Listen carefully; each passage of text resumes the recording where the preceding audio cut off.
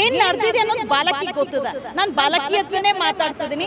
ತುಂಬಾ ನೋವಲ್ಲಿದ್ಲು, ತುಂಬಾ ಡಿಪ್ರೆಷನ್ಗೆ ಹೋಗಿದ್ದಾಳೆ. ಅದೇ ಫಾರ್ಮ್ ಹೌಸ್ ಅಲ್ಲಿ ಯಾವೊಬ್ಬ ವೆಂಕಟೇಶ್ ಅನ್ನೋರು ಆರೋಪಿ 3 ಮಾಡಿದ್ದಾರೆ. ಆಕ್ಚುಲಿ ಅವನು ಆರೋಪಿ 1 ಆಗ್ಬೇಕಾಗಿತ್ತು.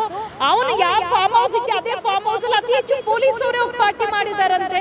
ಡಿಜೆ ಹತ್ತೂರ್ಗೆ ಕೇಳ್ಸಂಗ್ ಹಾಕಿದಾರಂತೆ. ಆ ಡಿಜೆ ಪರ್ಮಿಷನ್ ಕೊಟ್ಟವ್ರು ಯಾರು? ಮಾಡಿಸ್ತೀರಾ ಇದ್ದಿದ್ರೆ ರಾಜಿ ಮಾಡ್ಕೊಳ್ರಮ್ಮ, ಹೆಣ್ಣು ಮಗಳ ವಿಚಾರ ಯಾಕೆ ಇದನ್ನ ದೊಡ್ಡದು ಮಾಡ್ತೀರಾ ಅಂತ ಹೇಳ್ತಾರೆ ಪೊಲೀಸ್ ಅವ್ರೆ. ಅಂದ್ರೆ ಯಾಕೆ ಇವತ್ತು ಸೌಜನ್ಯ ಕೇಸು ಜೀವಂತವಾಗಿ 14 ವರ್ಷ ಇದೆ ಅಂದ್ರೆ ಸಾಕ್ಷಿ ನಾಶ.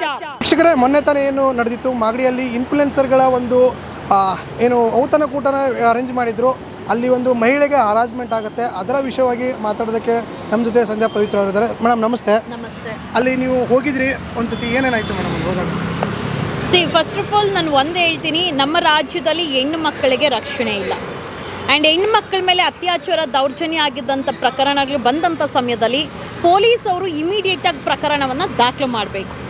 ಎಲ್ಲೋ ಯಾರೋ ಬೈದೋಗ ತಕ್ಷಣಕ್ಕೆ ಸುಮೋಟೋ ಕೇಸ್ ದಾಖಲು ಮಾಡುವಂಥವ್ರು ದಾಖಲೆ ಇದೆ, ಎಲ್ಲನೂ ಇದ್ದರೆ ಇದು ಬರೀ ಮಾಗಡಿ ಅಂತ ಅಲ್ಲ, ಇಲ್ಲ ಸೌಜನ್ಯ ವಿಚಾರ ನೀವೆಲ್ಲರೂ ನೋಡಿರ್ತೀರ. ಇವತ್ತಿಗೂ ಅದು ಜೀವಂತವಾಗಿರೋದಕ್ಕೆ ಕಾರಣ ಸಾಕ್ಷಿ ನಾಶ. ಸೊ ಮೊನ್ನೆ ನಾನು ಮಾಗಡಿ ವಿಚಾರ ಯಾವಾಗ ಸಕ್ಕರೆನಾಡು ಕೆಂಪನ್ನು ಹೊಡೆಯುವಂಥ ಒಂದು ವಿಡಿಯೋ ರಾಜ್ಯಾದ್ಯಂತ ತುಂಬ ಸುದ್ದಿ ಆಯಿತು, ವೈರಲ್ ಆಯಿತು. ಆ ಸಮಯದಲ್ಲಿ ನಾನು ಕೇರಳದಲ್ಲಿದ್ದೆ. ಸೊ ನನಗೆ ವಿಚಾರ ಗೊತ್ತಿಲ್ದಿರ ಮಾತಾಡೋದಕ್ಕೆ ನಾನು ಹೋಗೋದಿಲ್ಲ.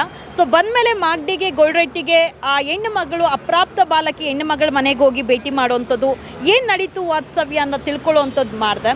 ಸೊ ಒಂದು ಹಳ್ಳಿದಲ್ಲಿ ನ್ಯೂ ಇಯರ್ ಸೆಲೆಬ್ರೇಷನ್ ಅಂದರೆ ಬರೀ ಹಳ್ಳಿದಲ್ಲಿ ಮಾತ್ರ ಅಲ್ಲ, MG ರೋಡಲ್ಲಿ ಮಾತ್ರ ಅಲ್ಲ, MG ರೋಡ್ ಕೊಡುವಂಥ ಬಂದೋಬಸ್ತು, ಸೇಫ್ಟಿ, ಸೆಕ್ಯೂರಿಟಿ, ಅಷ್ಟೊಂದು ಒತ್ತಡ ಏನು ಕೇಳಬೇಕಾ? ಬೆಂಗಳೂರು ಇಡೀ ರಾಜ್ಯಾದ್ಯಂತ ಬೆಂಗಳೂರು MG ರೋಡ್ ಕಡೆ ಇದ್ದಂಥ ಗಮನ ಯಾಕೆ ಗ್ರಾಮೀಣ ಪ್ರದೇಶಗಳಲ್ಲಿ, ಅದರಲ್ಲೂ ಮಾಗಡಿದಲ್ಲಿ ಇತ್ತೀಚೆಗೆ ಮಾಗಡಿದಲ್ಲಿ ಇದು 3ನೇ ಪ್ರಕರಣ. ಎಚ್ಚರ ವಹಿಸಬೇಕಾಗಿತ್ತು. DK ಶಿವಕುಮಾರ್ ಅವರು ಯಾರ್ಯಾರಿಗೂ ನೆಟ್ಟು ಬೋಲ್ಟ್ ಟೈಟ್ ಮಾಡೋ ಬದಲು ಪೊಲೀಸ್ ಇಲಾಖೆಗೆ ಮೊದಲು ನೆಟ್ಟು ಬೋಲ್ಟ್ ಟೈಟ್ ಮಾಡಲಿ. ಪೊಲೀಸ್ ಇಲಾಖೆಯವರು ಯಾರಿಗೂ ಗೊತ್ತಿಲ್ಲದಂತೆ ಮಾಡಬಾರ್ದು ಕೆಲಸ ಮಾಡ್ತಾ ಇದ್ದಾರೆ. ಆ್ಯಂಡ್ ನೀವು ಮಾಧ್ಯಮದವ್ರು ನಿಮ್ಗೆ ಗೊತ್ತಿರುತ್ತೆ, ಇತ್ತೀಚೆಗೆ ಪೊಲೀಸ್ ಇಲಾಖೆಯಲ್ಲಿ ಕ್ರೈಮ್ ಕೇಸಸ್ ಹೆಚ್ಚಾಗ್ತಾ ಇದೆ. ಕ್ರಿಮಿನಲ್ ಕೇಸಸ್ಸಲ್ಲಿ ಭಾಗಿಯಾಗುವಂಥ ಪೊಲೀಸವ್ರು ಹೆಚ್ಚಾಗ್ತಾ ಇದ್ದಾರೆ. ನೀವೇ ನೋಡಿರ್ತೀರ, ಗಾಂಜಾ ಸಪ್ಲೈ ಮಾಡೋರಿಗೆ JJ ನಗರು ಮತ್ತು ಚಾಮರಾಜಪೇಟೆ ಪೊಲೀಸವರು ಯಾರು ಕೈವಾಡ ಇತ್ತು. ಆ್ಯಂಡ್ DJ ಹಳ್ಳಿ ಸುನಿಲ್ ಕುಮಾರ್ ಅವ್ರು ಏನು ಮಾಡ್ತಾ ಇದ್ದಾರೆ, ಪೊಲೀಸ್ ಠಾಣೆಗೆ ಬರುವಂಥ ಮಹಿಳೆಯರನ್ನ ಚೆನ್ನಾಗಿದ್ದಾರ, ಒಳ್ಳೆ ಟ್ರಾನ್ಸ್ಪರೆಂಟ್ ಸ್ಯಾರಿ ಹಾಕೊಂಡಿರ್ತಾರ, ಕೇಸ್ ಬೇಡ, ಆ ಹೆಣ್ಣು ಬೇಕು. ಪೊಲೀಸ್ ಅವರೇ ನೀವು ಕ್ರಿಮಿನಲ್ ಅಫೆನ್ಸಲ್ಲಿ ಭಾಗಿಯಾಗೋಗ ಪೊಲೀಸ್ ಅವರೇ ನೀವು ಕುತ್ಕೊಂಡು ಕುರ್ಚಿಯಲ್ಲಿ ಸಮಾಜಕ್ಕೆ ನ್ಯಾಯ ಕೊಡಿಸೋವಂಥವ್ರು, ನೀವು ಅನ್ಯಾಯ ಮಾಡುವಂಥ ಕೆಲಸ, ಕ್ರಿಮಿನಲ್ ಕೆಲಸಗಳು ಮಾಡ್ಕೊಂಡು ಕೂತಿದ್ರೆ ಸಾಮಾನ್ಯ ಜನರಿಗೆ ಹೇಗೆ ಬುದ್ಧಿ ಹೇಳ್ತಾರೆ ಅಲ್ವಾ? ಅಪ್ರಾಪ್ತ ಬಾಲಕಿ ಬದುಕಿದ್ದಾಳೆ, ಬಟ್ ಆ ಬದುಕಿರುವಂಥ ಹೆಣ್ಣು ಮಗಳನ್ನ ನೋಡೋಕೆ ಎಷ್ಟು ಜನ ರಾಜಕಾರಣಿಗಳು ಹೋಗಿದ್ದೀರಾ? ಮಹಿಳಾ ಆಯೋಗ ಹೋಗಿದ್ಯಾ ರೀ? ನಮ್ಮ ರಾಜ್ಯದಲ್ಲಿ ಸಂಘಟನೆಗಳಂತೂ ಹೆಜ್ಜೆಜ್ಜೆಗಿದೆ. ಮಹಿಳಾ ಪರ ಸಂಘಟನೆಗಳು ಹೆಜ್ಜೆಜ್ಜೆಗಿದೆ. ಎಲ್ಲ ಪರ ನಾಡು ನುಡಿ ಭಾಷೆಗೋಸ್ಕರ ಹೋರಾಟ ಮಾಡೋವಂಥವ್ರು, ನರಗಳು ಹೇಳ್ಕೊಳ್ಳೋವಂಥವ್ರು, ಏನೆಲ್ಲವೋ ಕಾಂಪೌಂಡ್ ಹೊಡೆಯುವಂಥವ್ರು, ಇರೋಬ್ಬರ ಬಿಲ್ಡಿಂಗ್ನ ಗ್ಲಾಸ್ ನೋಡಿಯುವಂಥವ್ರು, ಅದೇ ನಾಡಿನ ಕನ್ನಡದ ಹೆಣ್ಣು ಮಗಳು. ನಾವು ನಾಡು ಅಂದರೆ ಏನು? ಭುವನೇಶ್ವರಿ ತಾಯಿ ಹೆಣ್ಣಲ್ವಾ? ಅದೇ ನಾಡಿನ ಒಂದು ಹೆಣ್ಣು ಮಗಳ ಮೇಲೆ ದೌರ್ಜನ್ಯ ಆಗಿದೆ, ಅತ್ಯಾಚಾರ ಆಗಿದೆ ಅಂದರೆ ಎಷ್ಟು ಸಂಘಟನೆಗಳು ಎದ್ದು ಹೊರಗಡೆ ಬಂದು ಹೋರಾಟ ಮಾಡ್ತಾ ಇದ್ದಾರೆ? ಮಾಡೋದಿಲ್ಲ. ಬಿಕಾಸ್ ನಮ್ಮ ಮನೆ ಹೆಣ್ಮಕ್ಳು ಸೇಫ್ ಆಗಿದ್ದಾರ? ಕಂಡವ್ರ ಮನೆ ಹೆಣ್ಮಕ್ಳು, ಅದರಲ್ಲೂ ಬಡವ್ರ ಮನೆ ಹೆಣ್ಮಕ್ಳೇ ಅತ್ಯಾಚಾರಕ್ಕೆ ದೌರ್ಜನ್ಯಕ್ಕೆ ಬಲಿಯಾಗೋದು. ಎಲ್ಲಾದರೂ ರಾಜಕಾರಣಿ ಮಕ್ಕಳ ಮೇಲೆ ಅತ್ಯಾಚಾರ ಆಗಿದೆಯಪ್ಪ? ಆಗಿದೆಯಾ ಹೇಳಿ? ಇಲ್ಲ ಯಾವುದಾದ್ರೂ ಪೊಲೀಸವ್ರ ಮಕ್ಕಳ ಮೇಲೆ ಅತ್ಯಾಚಾರ ಆಗಿದೆಯಾ? ಸೆಲೆಬ್ರಿಟಿ ಮಕ್ಕಳ ಮೇಲೆ ಅತ್ಯಾಚಾರ ಆಗಿದೆಯಾ? ಅವ್ರಿಗೆಲ್ಲರಿಗೂ AC ಕಾರು, 3 ಹೊತ್ತು ಪ್ರೊಟೆಕ್ಷನು, ಗನ್ಮ್ಯಾನು. ಬಡವ್ರ ಮನೆ ಮಕ್ಕಳು ಈಸಿಯಾಗಿ ಸಿಗ್ತಾರಲ್ವಾ? ಸೊ ಈ ಒಂದು ಪ್ರಕರಣದ ಬಗ್ಗೆ, ಮಾಗಡಿ ಬಗ್ಗೆ ಹೇಳಕ್ಕೆ ಹೋದರೆ, ಹೆಣ್ಣು ಮಗಳು ಬದುಕಿದ್ದಾಳೆ, ಬಟ್ ನೋಡೋಕ್ಕೆ ಯಾವೊಂದು ಸಂಘಟನೆಗಳು ಹೋಗಿಲ್ಲ, ಮಹಿಳಾ ಆಯೋಗ ಹೋಗಿಲ್ಲ, ರಾಜಕಾರಣಿಗಳು ಹೋಗಿಲ್ಲ, ಆ ಕ್ಷೇತ್ರದ ಆ ಜಿಲ್ಲೆಯ DCM ಆದಂಥವ್ರು ಅವರೇ ಹೋಗಿಲ್ಲ. DCM ಅವ್ರಿಗೆ ನಾನೊಂದು ಹೇಳೋದು, ನಿಮ್ಮ ಜಿಲ್ಲೆಯಲ್ಲಿ ಹೆಣ್ಣು ಮಕ್ಕಳಿಗೆ ರಕ್ಷಣೆ ಇಲ್ಲ, ಕಾರಣ ರಾಕ್ಷಸರ ಸಂಖ್ಯೆ ಹೆಚ್ಚಾಗಿದ್ದಾರೆ. ಆ ರಾಕ್ಷಸರನ್ನ ಸೆಳೆ ಬಳಿಯೋರು ಯಾರು? ಅದು DCM ಬಂದ್ ಮಾಡೋಕ್ಕಾಗಲ್ಲ. ಪೊಲೀಸ್ ಅವರ ನೆಟ್ ಬೋಲ್ಟ್ ಟೈಟ್ ಮಾಡಿದ್ರೆ ಮಾತ್ರ ಸಾಧ್ಯ. ಪೊಲೀಸ್ ಅವ್ರು ಏನು ಮಾಡ್ತಾರೆ, ರಾಜಕಾರಣಿಗಳು ಬಂದೋಗಿ ಸಲಾಮ್ ಹೊಡಿತಾರೆ. ನಂತರ ಅಲ್ಲಿ ಯಾರು ಕ್ರಿಮಿನಲ್ ಬ್ಯಾಕ್ಗ್ರೌಂಡಲ್ಲಿ ಇರ್ತಾರೆ, ರೌಡಿ ಶೀಟರ್ಸು, ಇಲ್ಲ ಯಾರು ಅಫೆನ್ಸಲ್ಲಿ ಭಾಗಿಯಾಗಿರ್ತಾರೆ, ಅವ್ರ ಜೊತೆ ದುಡ್ಡುಗೋಸ್ಕರ ಶಾಮೀಲಾಗೋಗಿರ್ತಾರೆ. ಅದೇ ಫಾರ್ಮ್ ಹೌಸಲ್ಲಿ ಯಾವೊಬ್ಬ ವೆಂಕಟೇಶ್ ಅನ್ನೋನು ಆರೋಪಿ 3 ಮಾಡಿದ್ದಾರೆ. ಆ್ಯಕ್ಚುಲಿ ಅವನು ಆರೋಪಿ 1 ಆಗಬೇಕಾಗಿತ್ತು. ಅವನು ಯಾವ ಫಾರ್ಮ್ ಹೌಸ್ ಇಟ್ಟು ಅದೇ ಫಾರ್ಮ್ ಹೌಸಲ್ಲಿ ಅತಿ ಹೆಚ್ಚು ಪೊಲೀಸವರೇ ಹೋಗಿ ಪಾರ್ಟಿ ಮಾಡಿದಾರಂತೆ. ರೀ ಆ ಒಂದು ಜಿಲ್ಲೆಯಲ್ಲಿ ಗೊಳ್ಳರಟ್ಟಿ ಗ್ರಾಮದಲ್ಲಿ ಮಾಗಡಿ ತಾಲೂಕಲ್ಲಿ ಆ ಹೆಣ್ಣು ಮಗಳಿರುವಂಥ ಸ್ಥಳದಲ್ಲಿ ಬೀದಿ ಲೈಟ್ಸ್ ಇಲ್ಲ, ಸ್ಟ್ರೀಟ್ ಲೈಟ್ಸ್ ಇಲ್ಲ. ಫೈನ್, ಘಟನೆ ಆಯ್ತಲ್ಲ, ಘಟನೆ ಆಗಿ 3 ಡೇಸ್ ಆಗಿದೆ. 3 ಡೇಸ್ ಆದಮೇಲೆ ನಾನು ವಿಸಿಟ್ ಮಾಡಿದ್ದೀನಿ. ಒಂದು ಪೊಲೀಸ್ ಚೌಕ್, ಪೊಲೀಸ್ ಅವ್ರು ನೀಡೋವಂಥದ್ದು, ಬೀಟ್ ಪೊಲೀಸ್ ಹಾಕುವಂಥದ್ದು ಯಾವುದಾದ್ರೂ ಬದಲಾವಣೆ ಆಗಿದ್ರೆ ಪೊಲೀಸ್ ಅವರು ಈ ಪ್ರಕರಣವನ್ನು ಸ್ಟ್ರಿಕ್ಟಾಗಿ ತಗೊಂಡಿದ್ದಾರೆ, ರಾಜಕಾರಣಿಗಳು ಸ್ಟ್ರಿಕ್ಟಾಗಿ ತಗೊಂಡಿದ್ದಾರೆ. ಯಾರೂ ತಗೊಂಡಿಲ್ಲ, ತಗೊಳ್ಳೋದು ಇಲ್ಲ. ಯಾಕೆ ಹೇಳಿ? ಹೆಣ್ಮಗಳು ಬದುಕಿದ್ದಾಳೆ, ಅವಳಿಗೇನೂ ಆಗಿಲ್ಲಲ್ಲ. ಬಟ್ ಆ ಹೆಣ್ಣು ಮಗಳು ಹಾಕಿರೋದೇನೋ ಪೋಕ್ಸೋ ಕೇಸ್.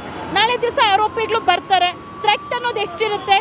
ಆ ಹುಡುಗಿ ಪ್ರತಿ ಒಂದು ಹೆಜ್ಜೆಗೂ ಭಯ ಬಿದ್ದು ಜೀವನ ಮಾಡುವಂಥ ರೀತಿ ಇರುತ್ತೆ. ಆ ಹುಡುಗಿ ಮಾತ್ರ ಅಲ್ಲ, ಅವ್ರ ಪೋಷಕರು ಸಹ. ಸೊ ಏನು ಪ್ರೊಟೆಕ್ಷನ್ ಕೊಡ್ತಾ ಇದ್ದೀರಾ? ಏನು ಕ್ರಮಗಳನ್ನು ಜರುಗಿಸಿದ್ದೀರಾ? ಏನೂ ತಗೊಳ್ಳಿಲ್ಲ. ಆ್ಯಂಡ್ ಮುಖ್ಯವಾಗಿ ಮಾಗಡಿ ಪೊಲೀಸವರು ಒಂದು ಗ್ರಾಮೀಣ ಪ್ರದೇಶದಲ್ಲಿ ಫಾರ್ಮ್ ಹೌಸ್ ಎಸ್ಟೇಟ್ ಮಾಡ್ತಾರೆ, ಇಲ್ಲ ರೆಸಾರ್ಟ್ ಮಾಡ್ತಾರೆ ಅಂದರೆ ಪರ್ಮಿಷನ್ ತಗೊಂಡಿರಬೇಕು. ಈ ಲಿಮಿಟ್ಸಲ್ಲಿ ಏನೇನಿದೆ ಅಂತ ಎಲ್ಲ ದಾಖಲೆನೂ ಪೊಲೀಸವ್ರಿಗೆ ಗೊತ್ತಿರುತ್ತೆ.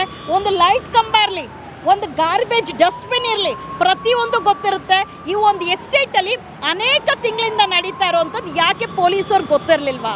ಹೊಸ ವರ್ಷದ ದಿವಸ DJ ಹತ್ತೂರಿಗೆ ಕೇಳ್ಸಂಗೆ ಹಾಕಿದಾರಂತ. ಆ DJಗೆ ಪರ್ಮಿಷನ್ ಕೊಟ್ಟವ್ರು ಯಾರು?